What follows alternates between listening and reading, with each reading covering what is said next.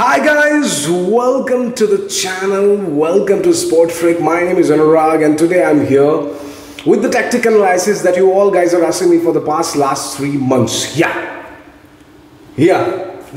match that has made me a Barcelona fan, the match of 2010-11 season, the final match between Manchester United and Barcelona. I think very nostalgic match for the 90s kid who are Barcelona fans, because I think 90% of the 90s kid has become a Barcelona fan after watching this match only, including me. So this will be a very special video for me, and guys, this will be a very critical tactical analysis. But if you have watched my previous video, the previous video that I've uploaded in my channel of Pep's tactical analysis of Barcelona 2010-11 season. So if you have watched that video, it will be very easy for you. By the way, I will provide the previous videos link in the description of my channel. So guys, well, here it is. Alex Ferguson in that match used 4-4-1-1 with Van der Sar, and today also guys I have made some notes on tactical analysis. So it will be note talks. So guys, बहुत मेहनत करना पड़ता है यार, बहुत मेहनत करते. It needs a lot of hard work. So guys, today's video will be in Hindi. So those who doesn't understand Hindi can skip the video, because the other version of it will be uploaded very soon in some another playlist.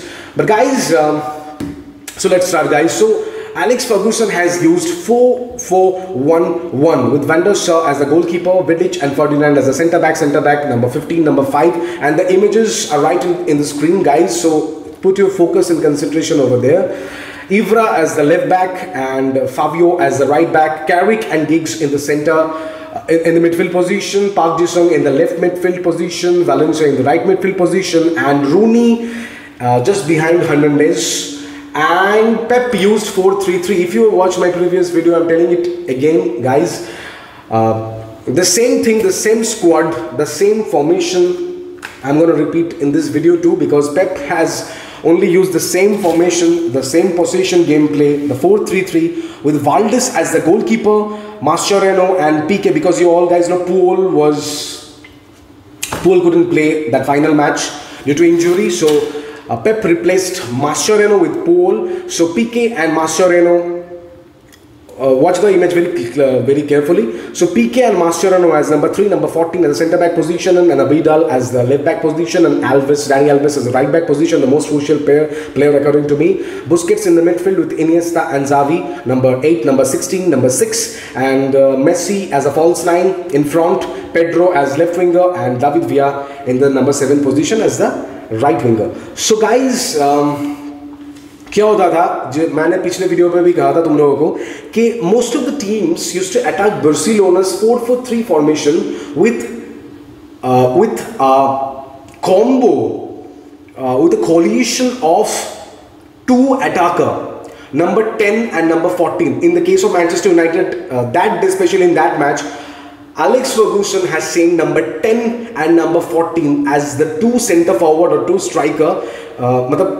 Alex Ferguson ने क्या किया था उस match में, number 10 रूनी को भेजा था और हर्नांडेज को एज अ 2 सेंटर फॉरवर्ड और you can say 2 striker to attack Barcelona.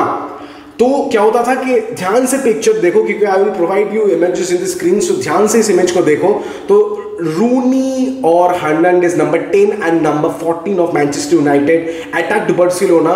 तो उसको काउंटर करने के लिए पेप ने क्या किया था, तो पिछले वीडियो में भी मैंने यही कहा था, in the previous video I was already discussed you with this thing, कि पीके और मास्चेरानो तब थोड़ा सा पीछे आ जाएगा टू हेल्प वाल्देस. तो क्या होता था, PK number 3, number 14 Mascherano and our goalkeeper Valdes करीब आ जाता था. So it became 3 versus 2. ध्यान से पिक्चर को देखो, नंबर 10 वेन रूनी अटैक कर रहे हैं, नंबर 14 हर्नांडेज और मैनचेस्टर यूनाइटेड अटैक कर रहे हैं, और उसको कंपेंसेट करने के लिए क्या हो रहा है बार्सिलोना पे.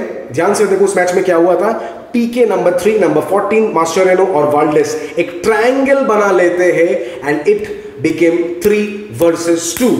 Our triangle of Piqué, Mascherano and Valdés versus Wayne Rooney, number 10 of Manchester United, number 14 Hernandez.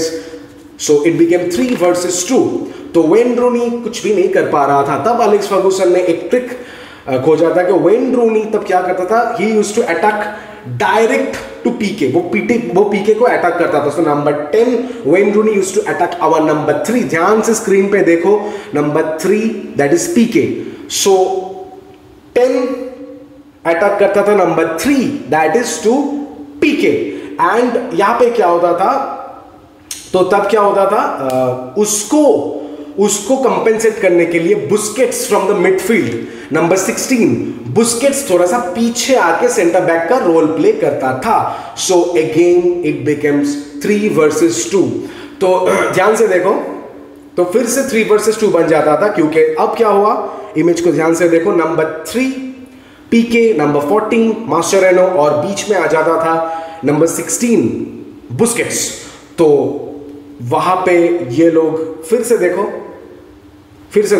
और हर्नांडेज तो सामने ही था विथ वेन रूनी. तो Wayne Rooney versus Hernandez number 10 and number 14 versus number 3 PK, number 14 Mascherano and number 16 Busquets. Again a 3 versus 2. तो जब Busquets पीछे आ जाता था from the defensive midfielder position to centre back position, तब क्या होता था कि देखो फिर मिडफील्ड पे कौन कौन रहा, ध्यान से पिक्चर को देखो. Gigs number 16 and gigs number 11 and number 16 Carrick. तो वहां पे 2 वर्सेस 2 हो जाता था, क्योंकि तब इनिएस्टा और जावी वो लोग फिक्स रहते थे. They don't use to change their position, they use to stuck in that similar position. Number 8 number 6 versus number 11 number 16, 2:2 हो जाता था. तो वहां पे एडवांटेज लेने के लिए पेप क्या करता था, एंड पेप ने उस मैच में क्या किया था, मेसी को from the false back position Messi पीछे आ जाता था to help Iniesta and Xavi.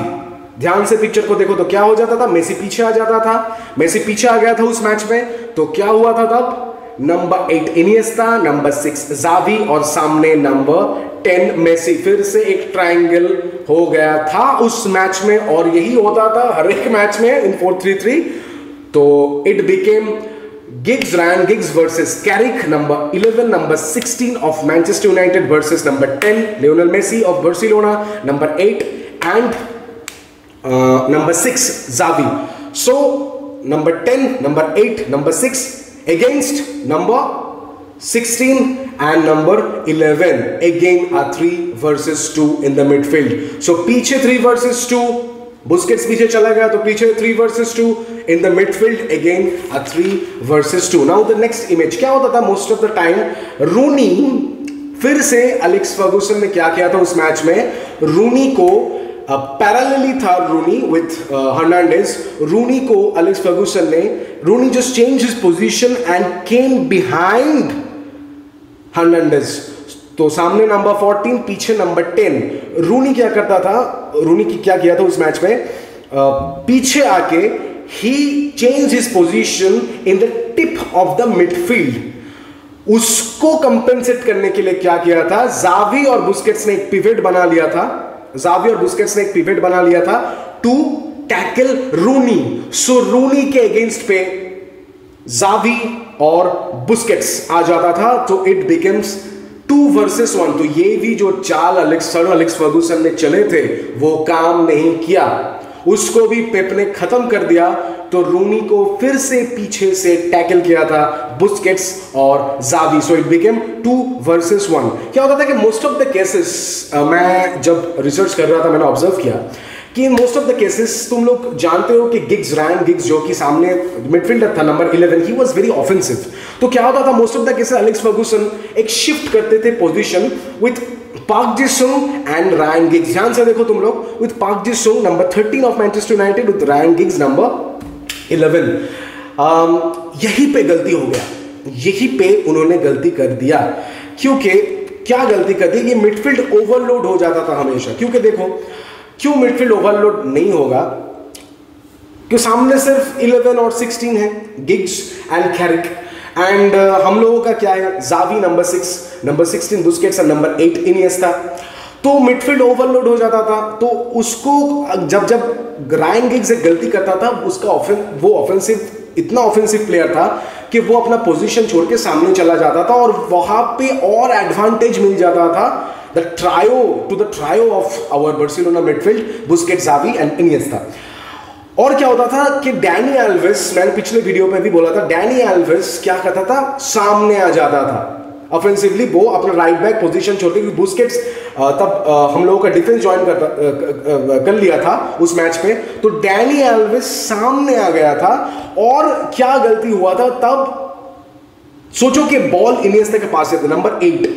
तो और एक प्रॉब्लम होता था कि मेसी फॉल्स नाइन के पोजीशन से, मैंने बोला ना, थोड़ा सा नीचे आ गया था, तो मेसी को रोकने के लिए the most terrible decision made by sir Alex Ferguson ने बोला था कि इव्रा को, तब मेसी के पीछे एलेक्स फर्गूसन छोड़ देता था, तो stop Messi, Evra changed his position from left back to, Evra अपना पोजीशन मेसी को टैकल करने के लिए मेसी के पीछे आ जाता था, तो टोटली जो लेफ्ट जोन है वो ब्लैंक हो जाता था। उसका फायदा लेता था डैनी एल्वेस। तो क्या होता था, कभी कभी इनिएस्टा नंबर 8 डायरेक्ट पास देता था डैनी एल्वेस को, and Dani Alves is to pass David Villa the number 7। तुम लोग पिक्चर अच्छे से देखो तो तुम लोगों को पता चलेगा, ठीक है। और फर्स्ट गोल कुछ ऐसे ही हुआ कि जब मेसी पीछे से आ गया था, और मेसी जब पीछे से आ जाता था सामने फॉल्स नाइन के पोजीशन को छोड़ के, तब इव्रा उसको टैकल करने के लिए पीछे आ जाता था। और क्या बोलूं, अब बुस्केट्स के पास हमेशा बॉल रहता था, और उसके पास एक डिसीजन रहता था कि वो क्या होता था कि Iniesta number 8 and Messi parallelly आ जाता था। बुस्केट्स के पास ऑप्शन रहता था कि मैं किसको पास दूं, क्योंकि सामने दाविद विया है number 7 in the centre forward position, Messi false nine के पोजीशन छोड़ के करीब एक फ्लैंक पे आ जाता था, और इनिएस्टा, तो वो लोग सिर्फ वेट करते थे कि कब मिडफील्ड से कुछ गलती हो जाए, कब पार्क जी सुंग और कैरिक से या फिर गिग्स से थोड़ा सा गलती हो जाए, और वो लोग पास लेते थे और वहीं पे डिस्ट्रॉय करते थे, पास लिए थे और वहीं पे डिस्ट्रॉय किए थे मैनचेस्टर यूनाइटेड को इन दैट मैच। और मेसी ने क्या किया था उस मैच पे, एक डायरेक्ट पास दिया था। पेड्रो अपना पोजीशन छोड़ के सामने आ गया था, कोई पेड्रो को फॉलो ही नहीं कर रहा था तब, तो पेड्रो क्या किया था, अपना पोजीशन छोड़ के सामने आ गया था from the left hand side, और मेसी ने क्या किया था, एक डायरेक्ट पास दिया था पेड्रो को, और वहीं से पेड्रो ने पहला गोल मार दिया, और यही से मैनचेस्टर यूनाइटेड को अपना पहला, मतलब बार्सिलोना का अपना पहला गोल मिला अगेंस्ट मैनचेस्टर यूनाइटेड। एंड मैं जल्दी बोलना चाहता हूं तुम लोगों को, क्या होता था कि अब जब देखा सर एलेक्स फर्गूसन ने कि यार इव्रा से कुछ नहीं हो रहा है, तो एलेक्स फर्गूसन ने क्या किया, विडिच को छोड़ दिया मेसी के पीछे। तो विडिच ने जब मेसी को अटैक किया, क्या होता था, इव्रा को तब लेफ्ट बैक का पोजीशन छोड़ के सेंटर बैक बनना पड़ता था, और मेसी हमेशा कभी विडिच ने, यार सोच लो उस मैच में ना इव्रा ना विडिच, कोई भी मेसी को रोक नहीं पाया। मेसी ने हमेशा उन लोगों को उस मैच में इन टोटल 90 मिनट्स ड्रिबल पास किया, और मेसी ने विडिच को ड्रिबल करके क्या किया, मेसी विया को डायरेक्ट पास दे दिया, और ड्रिबल करके विया ने वापस मेसी को पास दे दिया, तो मेसी फिर से सेंटर फॉरवर्ड पोजीशन पे आ गया।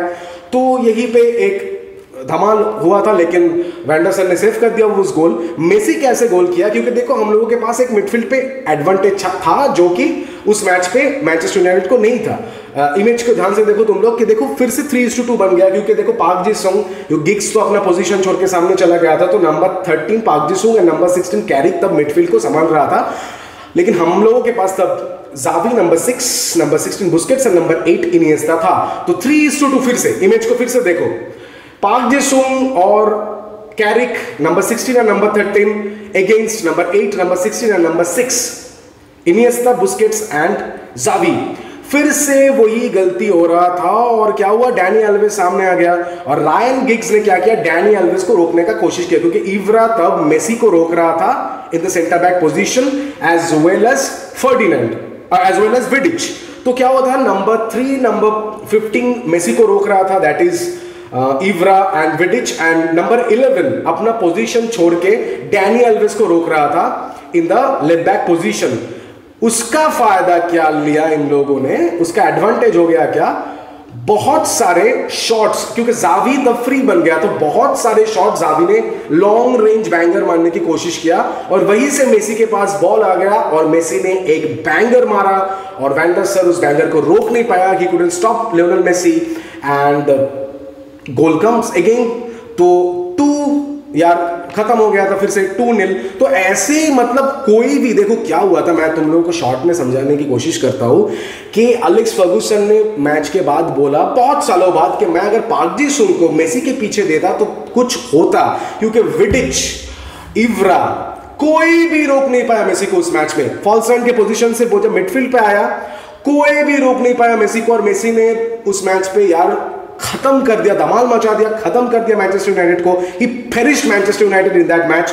तो मैं तो कहूंगा कि भाई एलेक्स फर्गुसन ने बाद में बोला बहुत सालों बाद कि यार काश मैं उस दिन पार्क जी सन को मेसी के पीछे डाल देता तो आज ये दिन मुझे देखना नहीं पड़ता. तो प्रॉब्लम वाज कि यार मेसी को रोकने के लिए मैनचेस्टर यूनाइटेड ने अपना मिडफील्ड को स्टेबल नहीं कर पाया और इव्रा ने अपना पोजीशन लॉस्ट किया. गिग्स का तो मतलब गिग्स बोलता हूं मैं, हाँ गिग्स का तो पोजीशन मतलब वो तो बंदा ऑफेंसिव प्लेयर ही था हमेशा, उसने अपना पोजीशन ठीक से मेंटेन नहीं कर पाया. और फिर से जब 70 मिनट बाद विडिच को सर एलेक्स फर्गुसन ने भेजा मेसी को रोकने के लिए, वो भी नाकामयाब हुआ और मेसी ने कुछ भी करके गोल मार दिया. तो यार in this way Pep, Messi, as well as Dani Alves and as well as our midfield trio, that is Busquets, Iniesta and Xavi, finished and perished Manchester United. So guys, यही बात है. और क्या हुआ था, एक वक्त क्या हुआ था, उन लोगों ने एक गोल मारे थे, क्योंकि देखो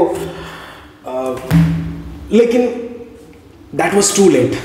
That was too late for them to come back in this match. So guys, all the possible tactical analysis मैंने डिस्कस किया तुम लोगों के साथ. तुम लोग क्या सोचते हो, तुम लोगों को कैसा लगा टैक्टिकल एनालिसिस, तुम लोग फीडबैक दो कमेंट सेक्शन पे आके. I will be back very soon and the other version of this video will be uploaded very soon in some another playlist. So guys that's all for today. I think it's 4 o'clock and मैं अभी भी सोया नहीं. So guys good night, see you very soon.